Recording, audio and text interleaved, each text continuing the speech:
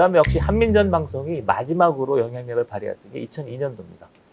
2002년도 그러니까 권영길 후보가 있었고 이회창이 있었고 노무현 후보가 있었죠. 근데 우리는 이제 한민전 메시지가 여기 91학번이 지금 체크하는 것처럼 두 가지로 나옵니다. 하나는 반 이회창 투쟁을 해라. 반 이회창 후보를 찍어라. 이런 메시지를 하나로 하는데 의외로 강력하게 내려오는 게 권영길 후보를 찍어주십시오. 권영길. 그래서 그러니까 그런 메시지를 종합하면 근데 당선 가능한 야당 후보를 찍으라고 하지 않았어요? 그러니까 그게 북한의 의도가 그게 이제 한민전 문서를 10년 정도 탐독했던 나로서는 저기 되는 거지. 아니 이게 그러니까 오히려 가장 강력했던 건 민주노동당을 건설하고 권영길 후보를 찍어라. 이게 기본 메시지고 그다음에 노무현 후보를 찍어라라는 보조 메시지 같은 근데 거. 나 너무 웃긴 게 우리도 그때 대선 토론을 했을 거잖아요. 우리는 항상 그 문건으로 토론을 하니까. 근데 이게 한민전이 되게 이상한 게 우리는 분명히 노무현을 찍으라는 메시지를 받았어. 그래서 이제 그때 민주노총이 전반적으로 다 분위기가 노동 후보였잖아. 우리 권영길 대표가 또 민주노총 출신이기도 했고 다 찍으라고 했지만 우리는 이런 계량화 투쟁을 하면 안 된다. 노선을 간결히 하고 다 노무현을 찍었단 말이야. 그런데 또 이제 여전히 또 같은 NL인데 운동을 해. 그런 선배들은 또 한민전 문건을 보고 토론을 하면서 권영길을 찍은 거예요. 그러니까 너무 다른 메시지가 온 거. 나는 심지어 권영길을 찍겠다는 사람한테 문건 주면서 노무현 찍으라 그래서 돌려놓기도 하고 막 그랬거든. 당신이 선이 너무 약해서. 그러니까. 난 사입인가 봐. 그러니까 한민전 문건은 그러니까 국민들이 다 보는 거잖아. 원칙적으로. 그러니까 그 국민 대중에게 드리는 호소문 이런 거야. 그러니까 이름이 중앙위원회 성명서, 그다음에 대변인 담화, 전 국민에게 드리는 공개 서한 이게 다 다른 거야. 그래서 전 국민에게 드리는 공개 서한에는 당연히 이회창 반대, 노무현 후보 이렇게 이야기했지. 그런데 그때만 해도 이제 각종 선이 막 난무하니까 나 같은 고급 선을 타고 났어야지. 그러니까 나는 한민전 입장에서는 그냥 전 국민이구나. 그 아무것도 아닌 그냥 n분의 1이지. 그러니까 수령당과 조직적으로 연결되지 않는 대중은 아무것도 아닌 거야. 나는 집에서 단파 라디오가 없고 어디 멀리 가야 되니까. 끝으로 군자산의 약속의 주제와 관련해서 제가 하나 좀 질문드리고 싶은 거는 지금 이 군자산의 약속에 참여했던 그 인사들 중에 지금 우리가 현실 정치권에 있는 분들이 혹시 있는지, 이 부분에 대해서 나는 아니다, 맞다라고 논쟁을 했던 몇몇 정치인들이 사실 있었단 말이죠. 그래서 혹시 뭐 밝힐 수 있는 분들이 있는지. 군자산의 약속의 운명을 얘기한다면, 그러니까 북한이 남쪽에 영향력을 미치려고 했던 시도 중에 하나예요. 그런데 이거는 사실 실패했죠. 전체적으로 요약하자면 군자산의 약속을 통해서 NL이 대거 어디로 돌았냐면 민노당에 가입을 해서 2006년 7년도 경에는 그러니까 민노당의 당권을 이제 바꿔버린 거죠. 그런데 2008년 그 민노당의 균열 뭐 좀 이따 할 걸로 보이는데 1심의 사건 이런 걸 통해서 민노당이 1차 균열됐고 2012년 통합진보당이 나면서 이석기 사태로 사실상 군자산의 약속은 제가 볼 땐 끝난 거죠. 끝난 겁니다. 근데 문득 갑자기 든 생각인데 정국연합 1기 선배들은 다 민주당에 가 있잖아요. 다 국회의원 하잖아요, 지금.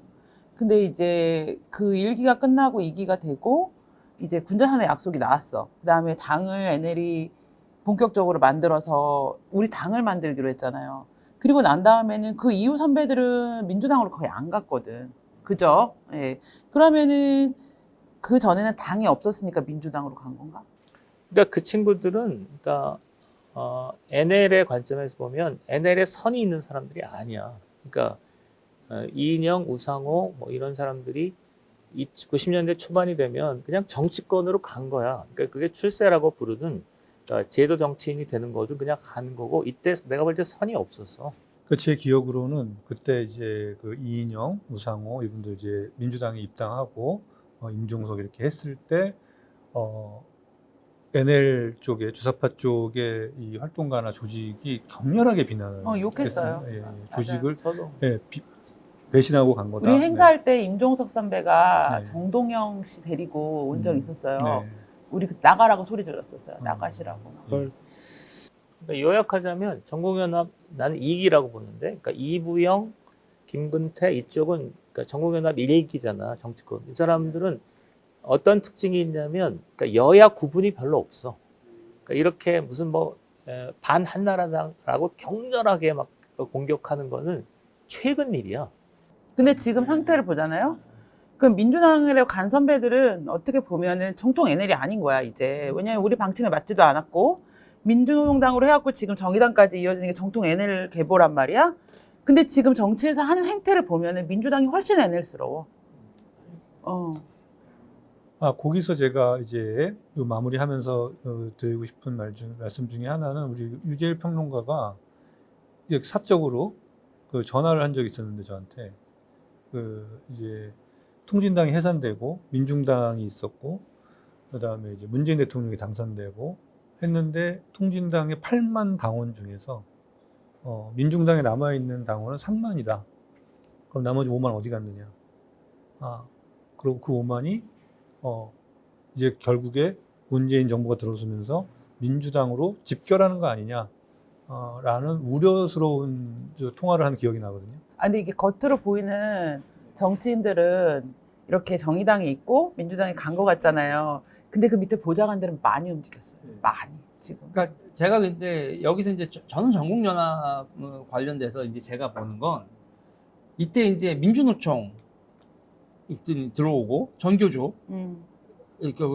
이렇게 하고 그리고 이제 협동조합 여러 가지 활동들을 하잖아요. 그러니까 제가 이 문재인 정부 들어와서 이제 제가 주목했었던 것 중에 하나는 너무 많은 예산이 사회적 기업, 협동조합 맞아. 이런 식으로 가면 결국은 뭐냐면 이때의 그 지침으로 인해서 만들었었던 협동조합이나 사회적 기업 그리고 여러 가지 단체들이 문재인 정부 예산으로 부흥을 해요. 그러니까 위에 정치 조직으로서는 다 붕괴되고 무의미해졌을지 모르지만 생계 조직으로 이게 아직도 대단히 그러니까 이 흔적이 대단히 강렬하게 한국 정치에 남아있다는 거예요. 오케이. 나는 여기는 잘 모르겠는데 나도 이 맥락을 최근에 사실은 사회활동을 재개하면서 이렇게 갖게 되는데 2012년 8만 당원이요? 8만 당원 중에서 민중당으로 간 게 얼마 안 돼요. 그런데 나머지 세력은 여전히 부유하고 있는 거죠. 그리고 이게 민주당과 일정하게 사상적, 인적 이거 연관 관계를 가지면서 굉장히 광범위하게 온전해 있는 거예요. 그러니까 제가 이제 제 증언을 해드리면 제가 어느 지자체에 가서 무슨 사업과 관련돼서 이런 기획서를 쓰고 뭐를 하는데 그러면 이제 일을 하려면 일 중심으로 해야 되잖아요. 그럼 예산과 이렇게 하는데 갑자기 민중당 사람들 저쪽 사람들을 챙겨줘야 된다는 거예요. 아니 이거와 전혀 관련이 없는 사람들이다. 그리고 왜 저 사람 그러니까 그렇게 해줘야 몇 명을 이렇게 하고 예산을 하고 이걸 챙겨줘야 된다는 건데 깜짝 놀란 거죠. 민주당에서 무슨 일을 하는데 이런 배려를 해야 되는구나. 왜? 선거 도왔다는 거거든요. 그래서 내가 이거 이상하게 돌아가고 있다. 그렇게 본 거죠.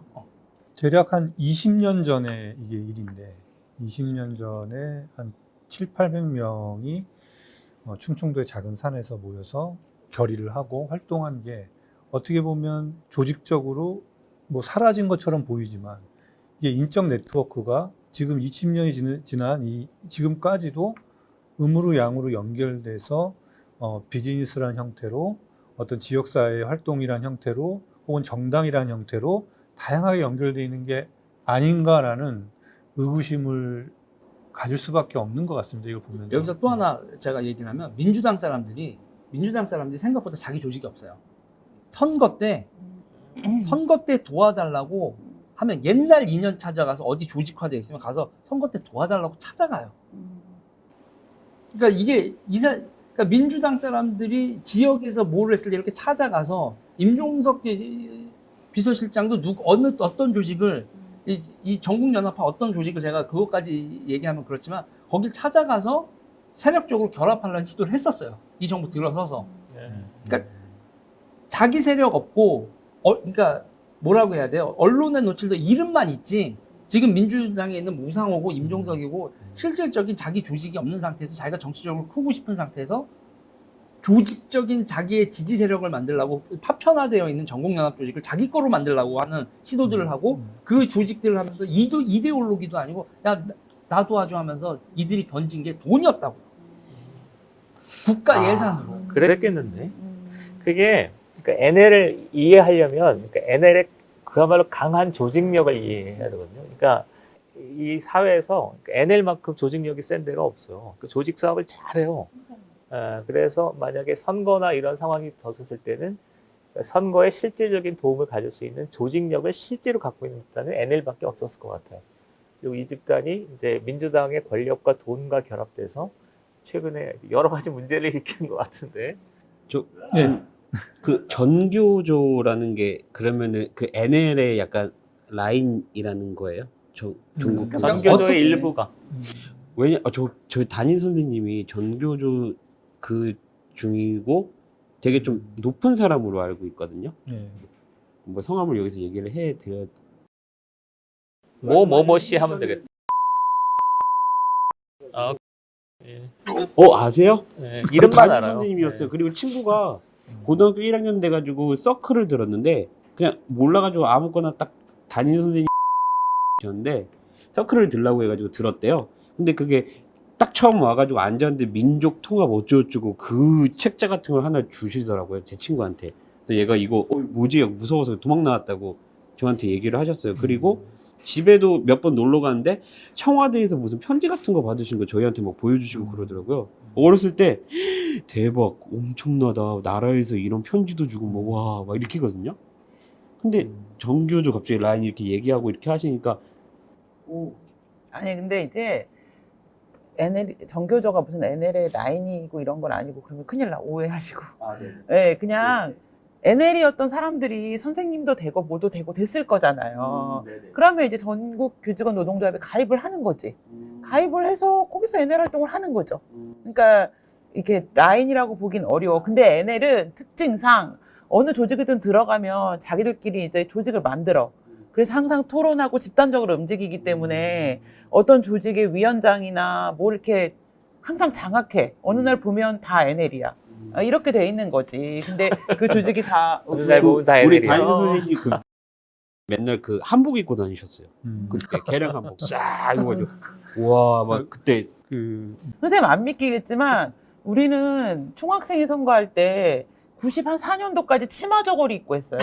흰 저고리에 검정 치마. 그러다가 이제 세련된 정장을 입은 PD한테 박살이 한번 난 다음부터 이건 아닌 것 같다. 그러면서 이제 옷이 바뀌었지. 그 전까지는 그래서 우리 91년도에 이렇게 되게 많은 학생들이 죽을 때 김기정 열사 사진 딱 보면은 네. 치마 고자 네. 그게 이제 선거에다가 항상 치마 저고리 입고 나오시는 게 너무 근데 생각해보면 남자들은 안 입었어.